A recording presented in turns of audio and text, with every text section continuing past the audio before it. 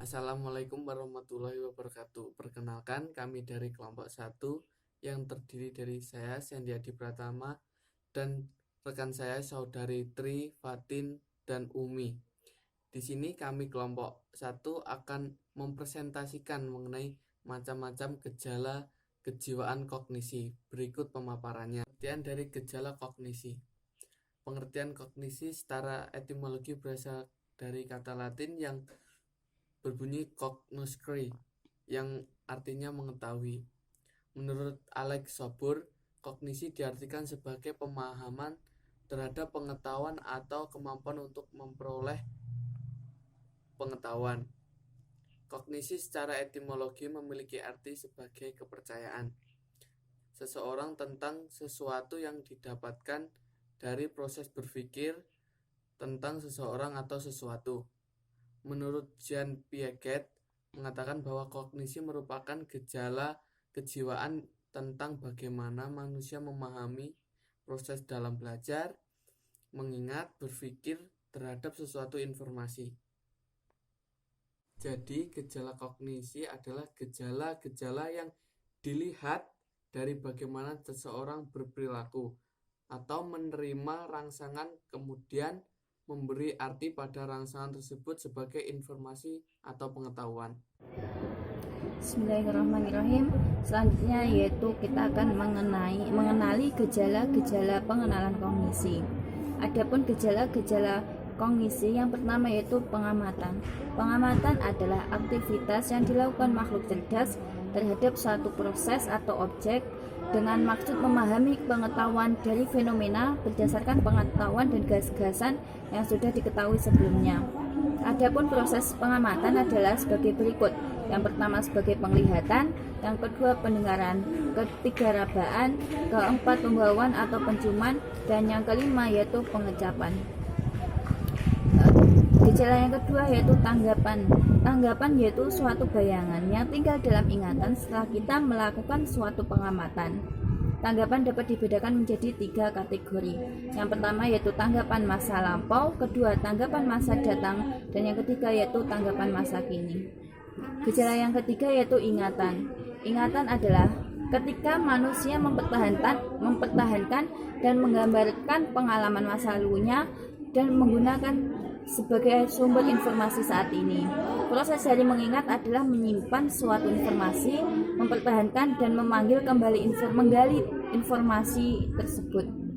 Yang gejala yang keempat yaitu ada fantasi. Fantasi dapat dilukiskan sebagai fungsi yang memungkinkan manusia untuk berorientasi dalam alam imajinasi melampaui dunia yang real dan dunia yang dimaksud realnya itu dunia yang nyata. Ada beberapa macam sifat fantasi, yaitu fantasi yang bersifat mengabstraksikan. Kalau dalam berfantasi itu ada bagian yang dihilangkan. Fantasi bersifat mendeterminasikan. Kalau dalam berfantasi itu sudah ada semacam skema tertentu. Gejala yang kelima yaitu berpikir. Berpikir merupakan proses dinamis yang dapat dilukiskan dengan proses atau jalannya. Proses jalannya berpikir itu pada pokoknya ada 4 langkah. Yang pertama yaitu pembentukan pengertian, pembentukan pendapat, penarikan kesimpulan, dan yang terakhir yaitu psikologi pikir. Nah, selanjutnya yaitu ada teori psikologi kognisi. Nah, psikologi sendiri itu didefinisikan sebagai ilmu yang mempelajari manifestasi dan ekspresi dari jiwa atau mental, yakni berupa tingkah laku dan proses atau kegiatannya dari manusia itu sendiri. Nah, sedangkan teori psikologi kognisi ialah bagian terpenting dari sains kognisi yang memberi kontribusi yang sangat berarti dalam perkembangan psikologi pendidikan. Nah, menurut Anderson dalam Syah menjelaskan bahwa psikologi kognisi adalah sebuah disiplin psikologi yang khusus membidangi penelitian dan pembahasan mengenai segala hal yang berhubungan dengan ranah cipta manusia. Nah, yaitu seperti proses penerimaan, pengolahan, lalu penyimpanan dan pemerolehan kembali informasi dari sistem memori atau akal manusia. Nah, selain itu, psikologi kognisi juga berurusan dengan proses timbulnya kepercayaan yang ada pada diri manusia. Nah, di sini ada beberapa teori psikologi kognisi menurut ahli yaitu Jean Piaget dan Lev Vygotsky. Yang diantaranya ialah yang pertama adalah teori Piaget. Nah, di sini teori ini memandang bahwa setiap manusia itu memiliki rasa ingin tahu itu dari bawaan.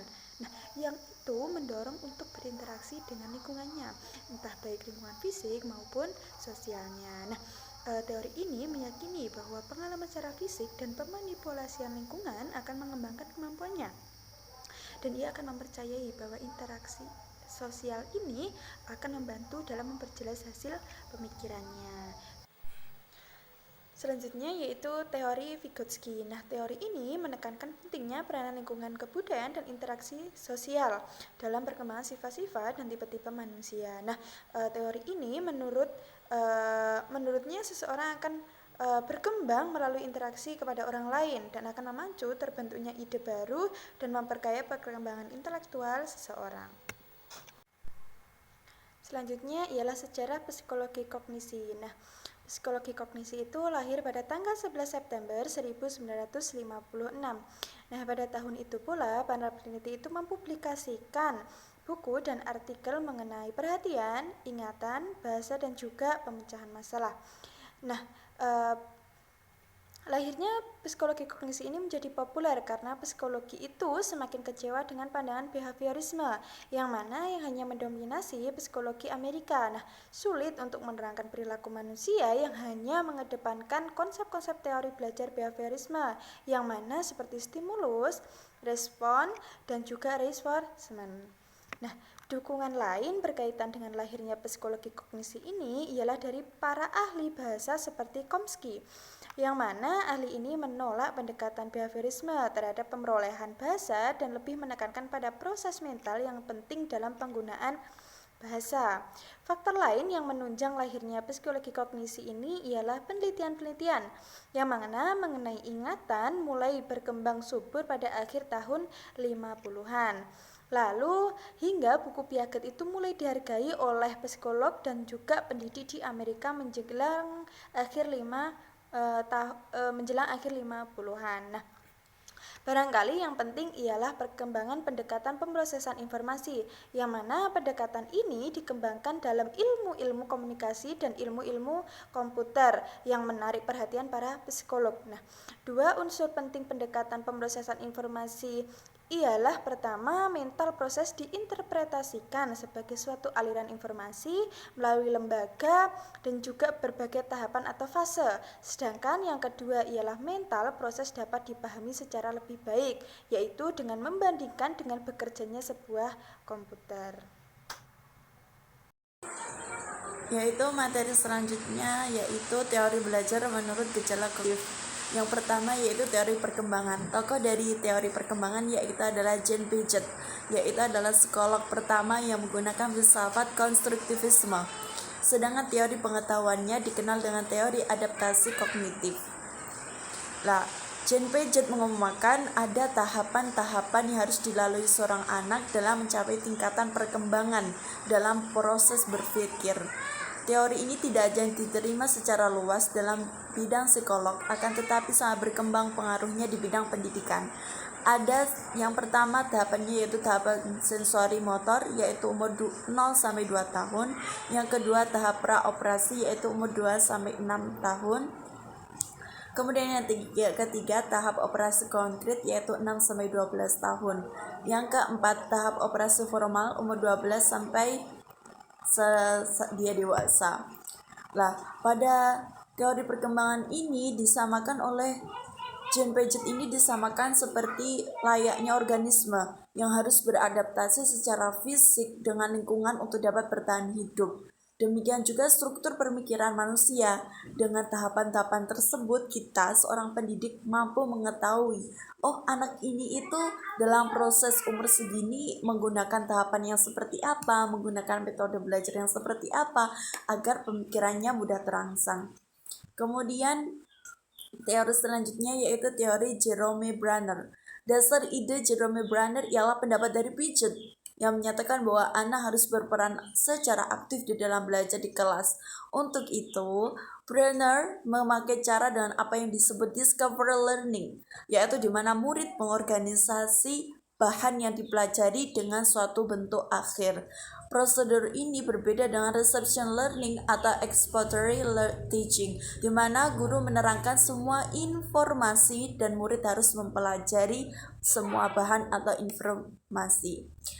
Nah, implikasi dari teori belajar Brenner ini dalam pembelajaran adalah dengan menyajikan contoh, ya, bukan contoh dari konsep-konsep yang sudah ada diajarkan, akan tetapi contoh bentuk dari bangunan segitiga itu seperti apa. Biarkan anak bereksplorasi. Oh, segitiga itu memiliki tiga sama sisi gitu. Oh, kalau tiga sama sisi kayak apa ya contohnya?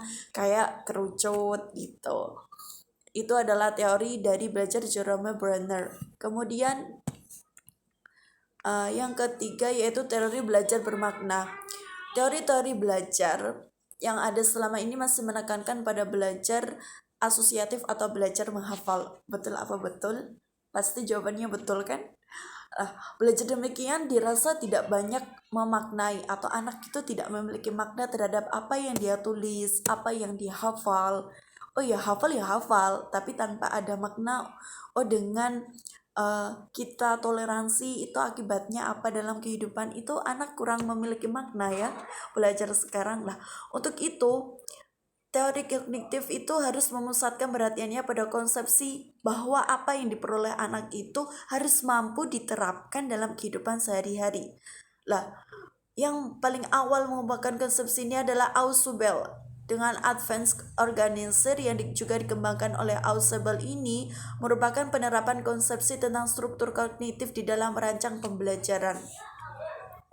Suatu struktur kognitif merupakan struktur organisasional yang ada dalam ingatan seseorang yang dapat diintegrasikan unsur-unsur pengetahuan yang terpisah-pisah ke dalam suatu unit konseptual. Jadi dengan adanya merangsang pemikiran anak dengan berbagai macam metode, itu diharapkan mampu nanti anak itu memisah-misahkan, memilah-milah dengan konseptual dalam kehidupan nyata secara konkretnya. Penggunaan Advanced Organizer ini sebagai kerangka yang dapat meningkatkan kemampuan siswa dalam mempelajari informasi atau ringkasan konsep-konsep dasar tentang apa yang dipelajarinya dan hubungan materi yang dia pelajari dengan kehidupan nyatanya jika ditata dengan baik.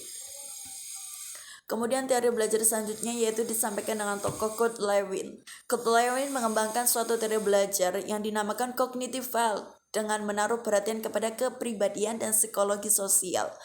Menurut Lewin, belajar berlangsung sebagai akibat dari perubahan dalam struktur kognitif. Lewin berpendapat bahwa tingkah laku merupakan hasil interaksi antar kekuatan baik yang berasal dari individu seperti tujuan, kebutuhan, tekanan, kejiwaan maupun berasal dari luar individu seperti tantangan atau permasalahan. Jadi seseorang itu dikatakan belajar menurut Lewin apabila dari tingkah lakunya itu terjadi suatu perubahan-perubahan yang didasarkan oleh apa? Didasarkan seperti dari dalam seperti adanya tujuan, seperti adanya kebutuhan. Kalau dari luar seperti ada permasalahan, problematika yang datang. Nah, dari problematika, dari tujuan yang datang maupun tadi dari luar maupun dari luar. Dari luar maupun dari dalam tadi akan merangsang struktur kognitif dalam pikirannya untuk menemukan suatu arti atau informasi. Itulah yang dikatakan sebagai wujud dari belajar. Kemudian yang terakhir yaitu teori konstruktivisme sosial dari Lev Vygotsky. Teori ini muncul karena keprihatinan terhadap perubahan kehidupan masyarakat yang marak dengan problem sosial dan aliran pendidikan yang kurang dapat menjawab masalah-masalah sosial yang terjadi.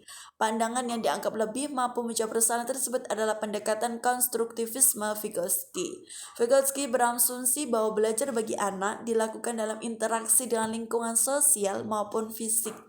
Ia mengatakan bahwa jalan pikiran seseorang harus dimengerti dari latar sosial budaya dan sejarahnya. Artinya bahwa untuk memahami pikiran seseorang bukan dengan cara menelusuri apa yang ada di balik otaknya, akan tetapi pada kedalaman jiwanya yang berasal dari tindakan sadarnya dari interaksi sosial yang dilatari oleh sejarah hidupnya. Jadi pembelajaran tenaga pendidik itu harus memahami bukan hanya dari segi apa yang ada di isi otaknya melalui ujian-ujian ya, akan tetapi seorang pendidik itu harus mampu mempelajari anak dengan tingkah laku yang diamati berasal dari sosial dan lingkungan keluarganya. Demikian tadi pemaparan 5 teori pembelajaran berdasarkan gejala kognitif atau gejala pemikirannya. Itu demikian presentasi dari kelompok saya. Wassalamualaikum warahmatullahi wabarakatuh.